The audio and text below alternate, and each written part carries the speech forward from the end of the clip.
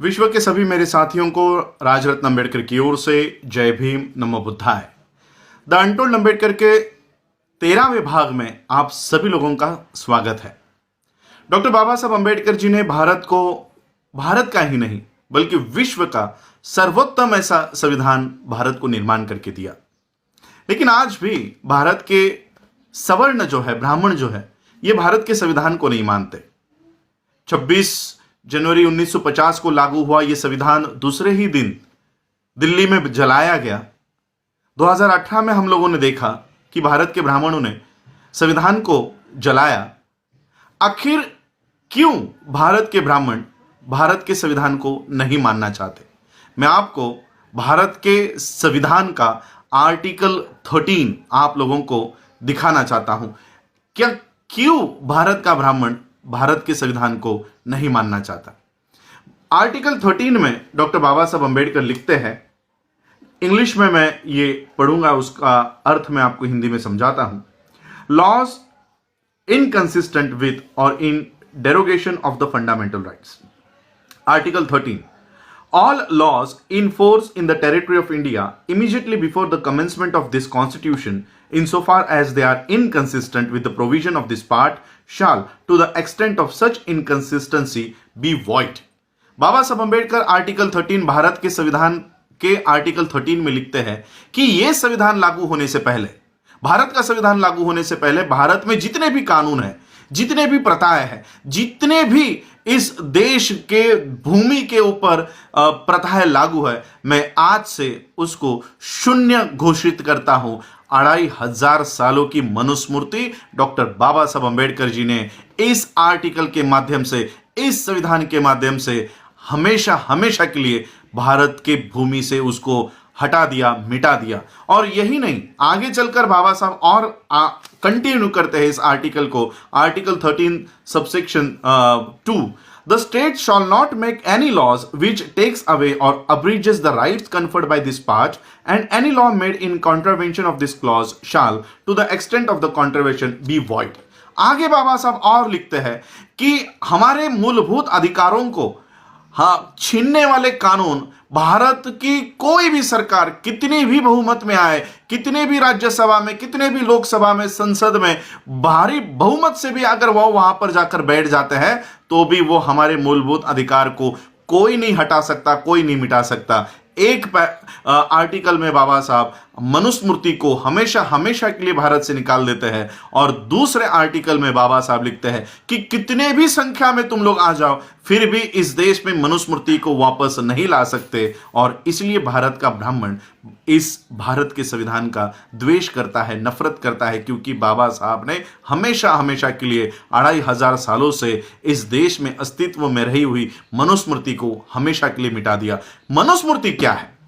अब हम लोग देखते हैं कि मनुस्मृति और संविधान क्या है, इसका कंपैरिजन करके देखते हैं। वैसे तो इन दोनों की तुलना कभी हो नहीं सकती, लेकिन दोनों के कानून में, भारत के संविधान के कानून में और मनुस्मृति के कानून में भारत के लोगों के साथ क्या व्यवहार हुआ करता था, इसका उदाहरण हम लेते हैं खुद डॉक्टर बाबा साहब अंबेडकर जी के लिखे हुए वेटिंग फॉर वीजा, जिसमें खुद बाबा साहब अंबेडकर जी को क्या भुगतना पड़ा था वो बाबा साहब ने लिखा हुआ है।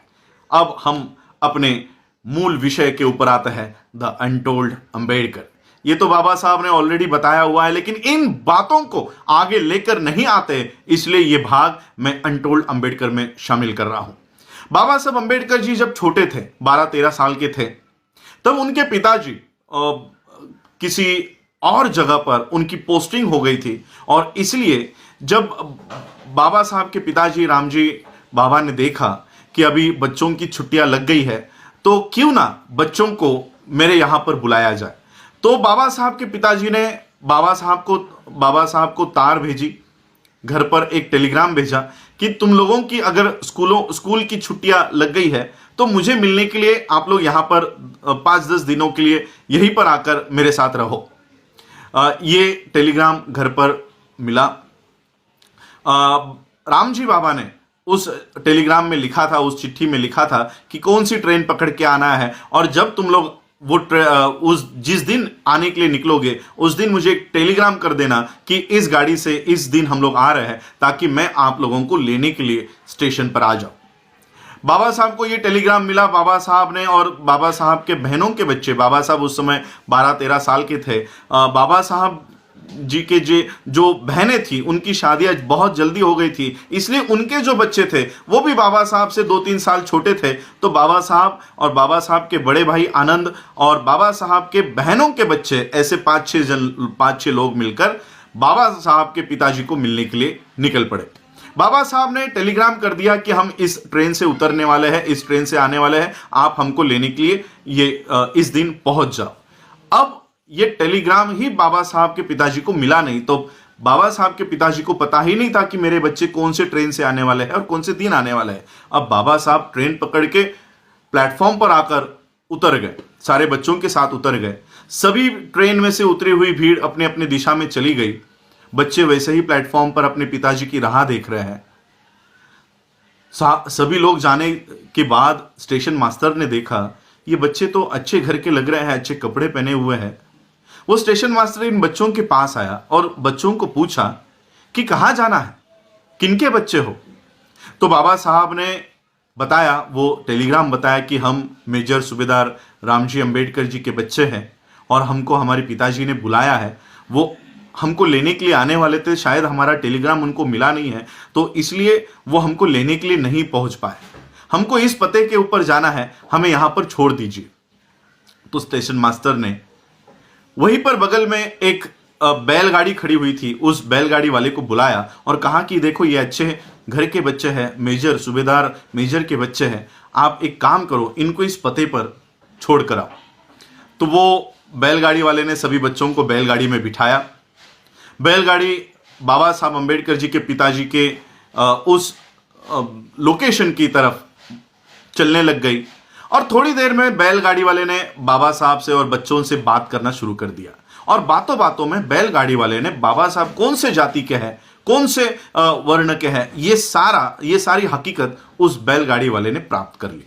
बैलगाड़ी वाले को जैसे ही पता चला कि बाबा साहब एक अछूत है, अछूत के बच्चे हैं, वैसे ही उसने बैलगाड़ी रोकी और बैलगाड़ी रोककर सभी बच्चों को नीचे उतारा। बाबा साहब ने कहा कि हमको हमारे पिता के यहां छोड़ो। बैलगाड़ी वाले ने कहा कि तुमने मुझसे झूठ कहा और मेरे बैलगाड़ी में बैठे हो। मेरी बैलगाड़ी तुम लोगों ने अपवित्र कर दी है, तुम शूद्रों के बच्चे हो, अछूतों के बच्चे हो, मेरे बैलगाड़ी में बैठना ये तुम्हारा अधिकार नहीं है। बाबा साहब सभी बच्चे बैलगाड़ी से नीचे उतरे। बाबा साहब के पास कुछ पैसे थे। बाबा साहब ने कहा ये ज्यादा पैसे ले लो लेकिन हमको छोड़ दो। अब ज्यादा पैसों के लालच में बैलगाड़ी वाले ने कहा ठीक है, लेकिन तुम लोग अछूतों के बच्चे हो इसलिए मेरे बैलगाड़ी में नहीं बैठ सकते। तुम मेरे बैलगाड़ी के पीछे पीछे चलते चलते आओ और जब तुम थक जाओ तब मुझे बता देना, तुमको मैं बैलगाड़ी में बिठा दूंगा और मैं बैलगाड़ी से नीचे उतर के ये बैलगाड़ी आगे लेकर जाऊंगा। तुम अछूतों के बच्चे हो इसलिए मैं तुम्हारे बगल में नहीं बैठ सकता। तो जिस तरह से तय हुआ, सभी बच्चे बैलगाड़ी के पीछे पीछे पीछे पीछे चल रहे थे। 3-4 किलोमीटर बीतने के बाद बाबा साहब को प्यास लग गई। बाबा साहब ने बैलगाड़ी वाले से कहा कि आपके पास जो पानी है वो मुझे थोड़ा दीजिए, मुझे बहुत प्यास लगी है। बैलगाड़ी वाले ने कहा तुम लोग अछूतों के बच्चे हो, मैं तुम लोगों को अपना पानी नहीं पिला सकता, लेकिन आगे कोई अगर तालाब आता है, कोई नदी आती है तो मैं वो गाड़ी रुकाकर तुम लोग पानी पीकर आ जाओ। बहुत देर हो चुकने के बाद कोई तालाब, कोई नदी नहीं आ रही थी। उस बैलगाड़ी वाले ने देखा कि आगे कुछ पानी दिखाई दे रहा है। बैलगाड़ी वाले ने बैलगाड़ी रोकी और बाबा साहब से कहा कि देखो वहां पर कुछ पानी है। बाबा साहब और सभी बच्चे उस पानी की ओर गए। नजदीक जाकर देखा तो वो कीचड़ में थोड़ा बहुत पानी दिखाई दे रहा था। बाबा साहब ने देखा ये तो कीचड़ है, यहाँ का पानी मैं कैसे पी सकता हूँ। लेकिन बहुत प्यास लगने के बावजूद, बहुत प्यास लगी थी, इसलिए बाबा साहब अंबेडकर जी ने वो मट्टी हटाई और वहां का पानी बाबा साहब ने पिया। ये पानी पीने के बाद बाबा साहब अंबेडकर जी को अपने पिता के पास पहुंचाया गया और पिता ने देखा कि मेरे बच्चों की क्या हालत हुई है। और बाबा साहब तब रो रहे थे। तब बाबा साहब को राम जी ने शांत किया और कहा कि देखो कि बाहर की दुनिया में तुम्हारी क्या हैसियत है, बाहर की दुनिया में क्या हैसियत है, और इसी चित्र को तुमको बदलना है, इसी व्यवस्था को तुमको बदलना है। और उसी बच्चे ने जाकर भारत का यह संविधान लिखा।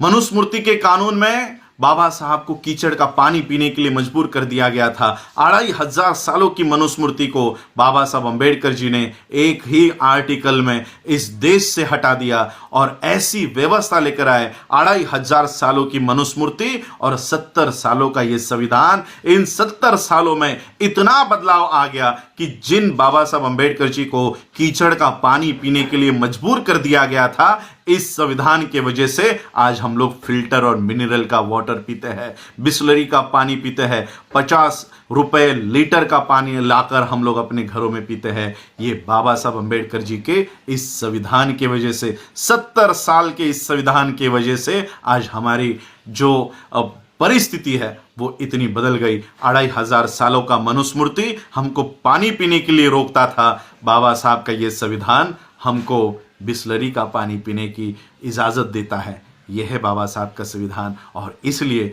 बाबा साहब के इस संविधान से आज भी ब्राह्मण नफरत करता है। आप लोगों ने मुझे सुना, उसके लिए आभार, धन्यवाद। जय भीम, जय भारत, जय बुद्ध, जय संविधान।